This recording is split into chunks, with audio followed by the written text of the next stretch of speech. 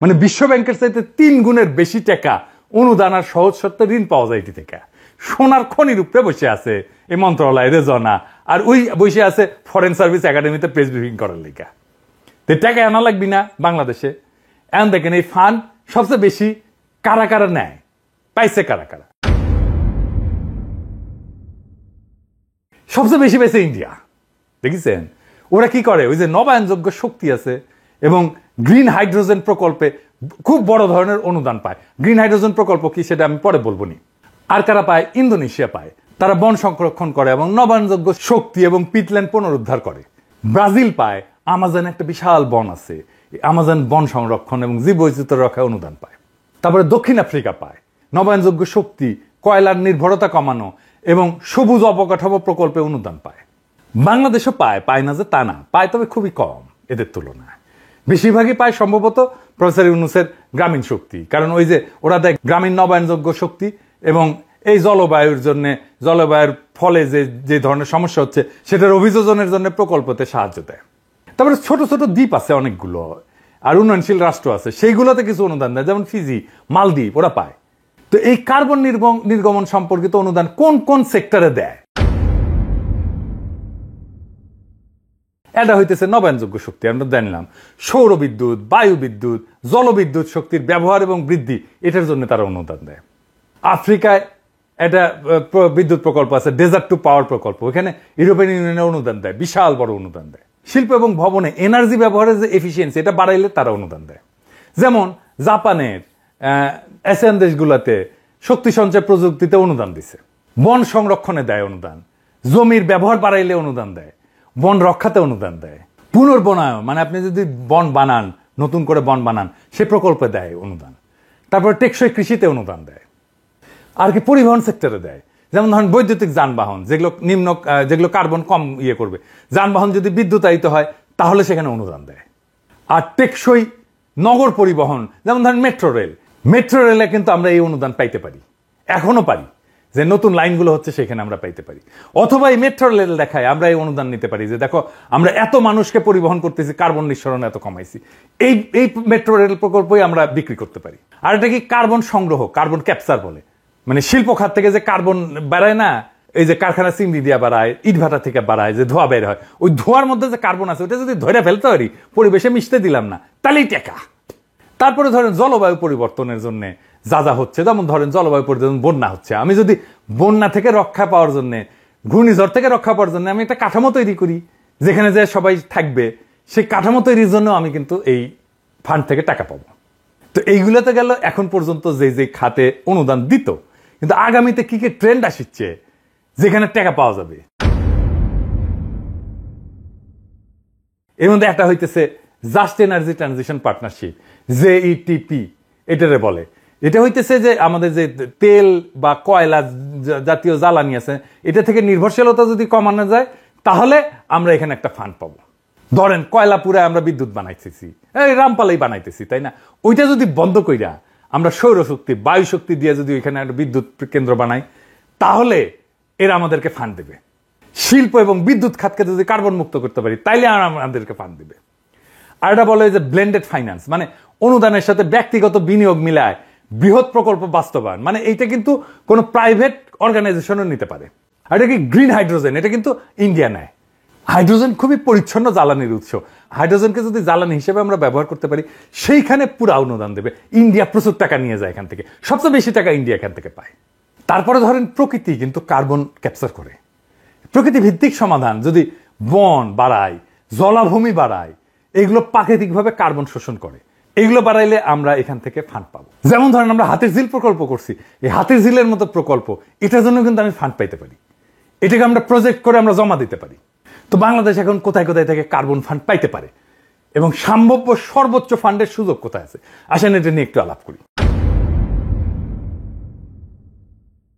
বাংলাদেশ তো জলবায়ু পরিবর্তনের ঝুঁকিপূর্ণ দেশ এবং বিভিন্ন আন্তর্জাতিক সংস্থা এবং উন্নত দেশ থেকে কার্বন নির্গমন হ্রাস এবং এর অভিযোজন প্রকল্পের জন্য বড় বড় ফান্ড পাওয়ার সম্ভাবনা আছে। কিন্তু লবিং করতে হবে আমাদের, নীতিগত কৌশল এবং আন্তর্জাতিক সহযোগিতা বৃদ্ধির মাধ্যমে এই সুযোগ আরো বাড়ানো যেতে পারে। তো সম্ভাব্য ফান্ডিং সোর্স কি? 1 নাম্বার, আন্তর্জাতিক সংস্থার গ্রিন ক্লাইমেট ফান্ড আছে।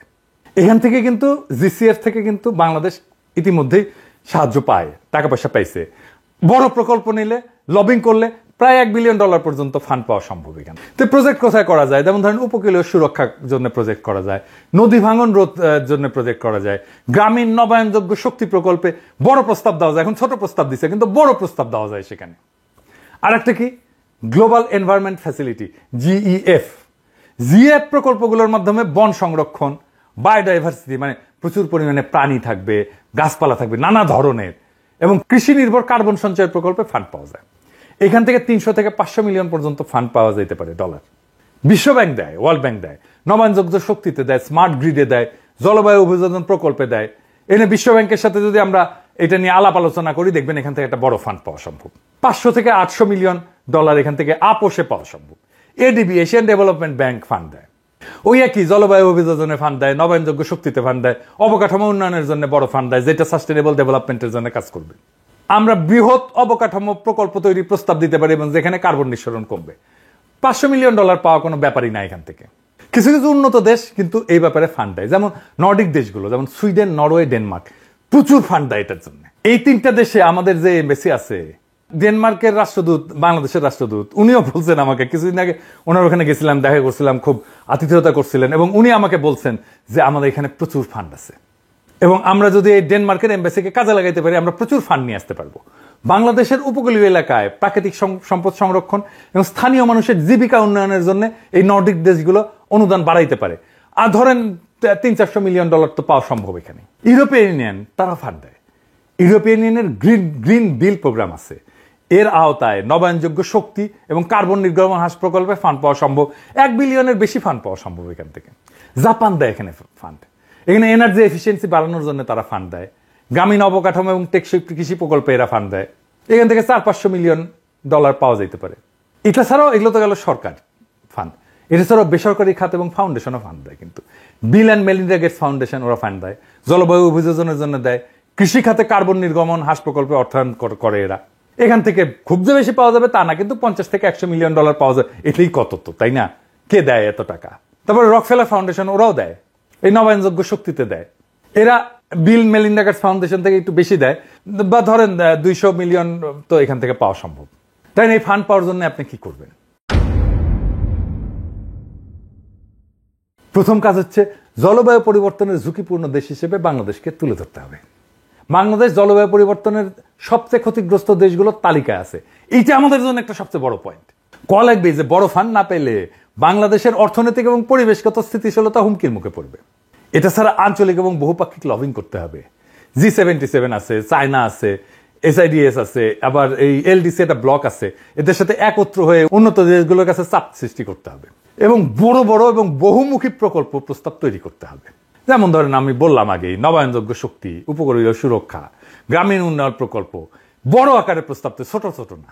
গ্রামীণ ব্যাংক যেগুলো করে বা প্রফেসর ইউনূস যেগুলো করে, ছোট প্রস্তাব, বড় প্রস্তাব তৈরি করতে হবে। প্রফেসর ইউনূসের এই ক্ষেত্রে অভিজ্ঞতা আছে, উনি বলে দিতে পারবেন কি কি ক্ষেত্রে প্রস্তাব তৈরি করা যায়।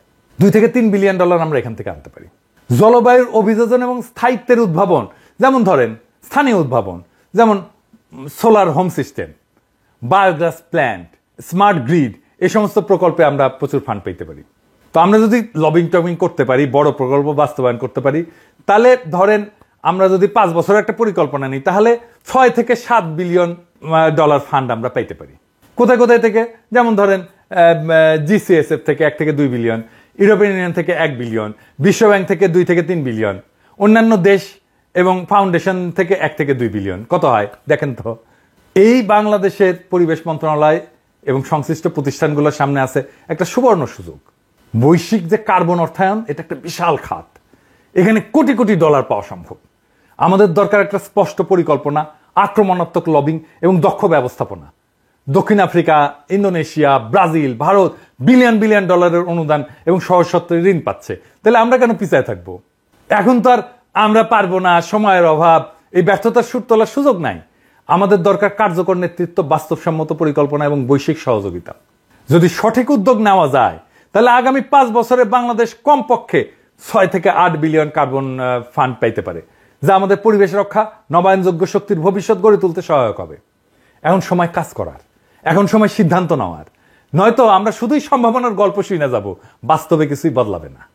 এগায় যাওয়ার দায়িত্ব আমাদের নিজেদের। রেজওয়ানা কাজ করেন। বিটিভিতে একটা বিখ্যাত নাটক ছিল, নাম ছিল পারলে না রুমকি। আমরা তখন হয়তো স্কুলে পড়ি বা ইন্টারমিডিয়েটে পড়ি। আফজাল হোসেনের লেখা। আফজাল আর সুবর্ণা অভিনয় করেছিল। তো তাদের ক্যারিয়ারেও সম্ভবত এটা সেরা প্রোডাকশন ছিল। পরে আফজাল এই পারলে না রুমকিকে একটা উপন্যাস হিসেবে আনে। তো রেজওয়ানা, আমরা কি একদিন বলবো পারলে না রেজওয়ানা? রাগ কইরা হইলেও এনা পায়রা দেখাও, হুদাই মহড়া দিয়ে লাভ আছে। পায়রা দেখাইতে পারো, কি করলে পারা যাবে সেটা দেখাইলাম, তাই না? কামডা কইরা মহড়া নাও, এমনি হুদাই মহড়া নিয়ে লাভ আছে। তখন না আমরা কমুনি যে তুই পারু, তুই লাড়ু, তোর নানির নাম জোহরা, তাই তোর এত মহড়া।